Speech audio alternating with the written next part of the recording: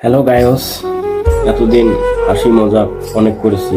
তো আজকে জানি না আমার কথাগুলো কয়জনের কাছে পৌঁছবে। তো তারপরেও আমি বলতেছি, আজকে আমি দুই একটা গুরুত্বপূর্ণ কথা বলবো যাতে সবারই উপকারে আসে।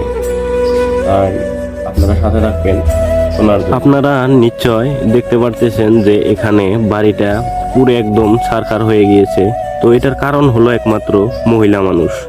একজন পুরুষ সারা জীবন কষ্ট করে তার পরিশ্রমের ঘাম ফেলে উপার্জন করে একটা বাড়ি বা একটা সংসার সাজায়, আর কিছু কিছু মেয়ে মানুষের জন্য এই সংসারটা জ্বলে পুড়ে একদম ছারখার হয়ে যায়। তার জন্য আমি আমার মা বোনদেরকে বলতেছি যে এমন কোনো গাফিলতি করবেন না যাতে করে আপনার সংসারটা একদম ধ্বংস হয়ে যায়। চেষ্টা করবেন সবসময় সংসারটাকে ভালো করে ধরে রাখার জন্য, আর এটাও চেষ্টা করবেন যাতে সংসারে কোনো ক্ষতি না হয়। আমি জানি কিছু কিছু মেয়ে মানুষেরও অবদান আছে সংসার করার জন্য।